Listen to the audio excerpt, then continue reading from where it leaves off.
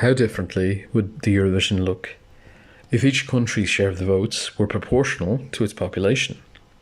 This is a question that I've asked myself a number of times. After all, in other contexts such as elections, the higher the population of a country, the higher the share of the voters it has, and a higher the share of the votes it is allocated. In Eurovision, that's not the case. It doesn't matter how big or how small your country is. San Marino is absolutely tiny. It has only 0.02% of the mammoth population of Russia. At Eurovision, that doesn't matter. Each country has an equal number of votes. Last year, 1/41st of the share.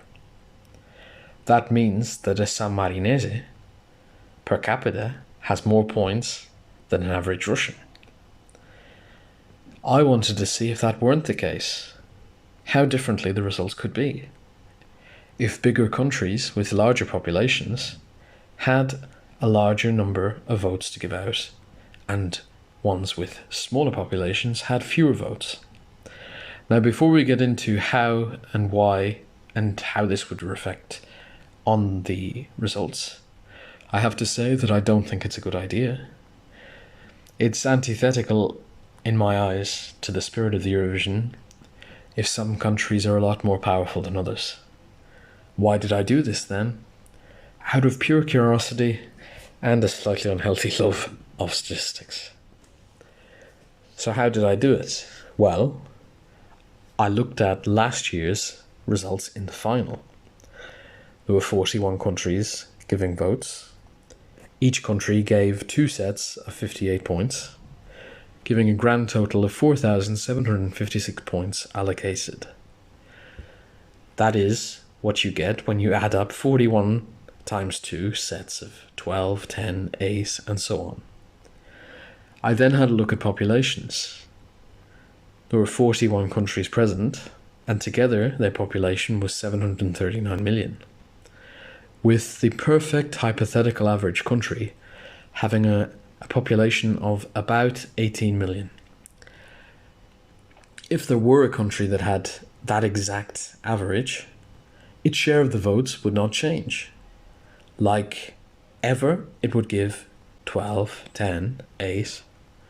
However, there's no country that fits that perfect average. The closest is Romania.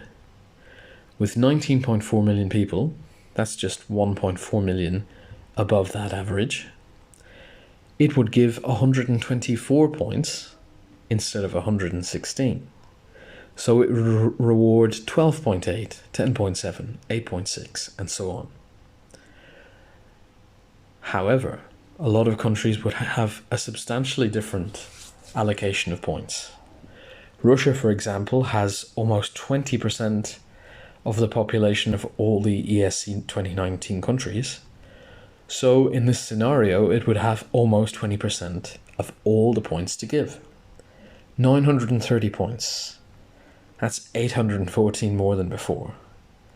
So instead of the famous 12 points, it would give 96 points.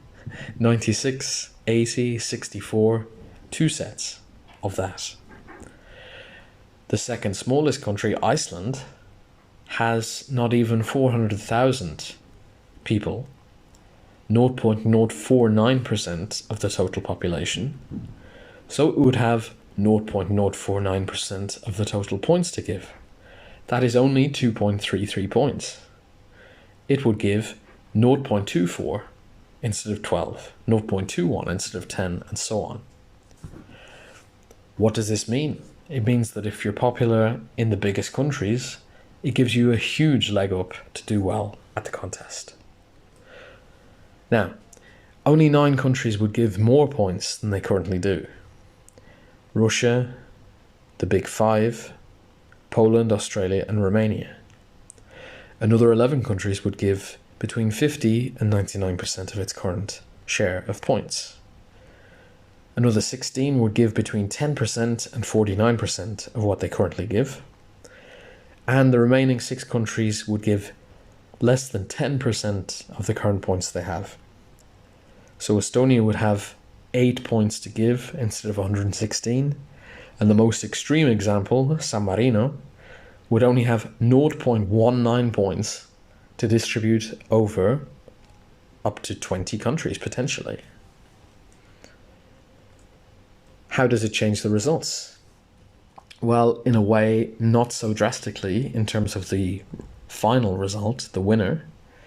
It remains the Netherlands, although they lose 52 points. But if you look at the rest of the top 10, you'll see a lot of movement, with Italy falling down 3 places, and most notably, Russia falling down 7. This would feed into the idea that the countries with the bigger populations have more to lose because they're giving more points to their rivals.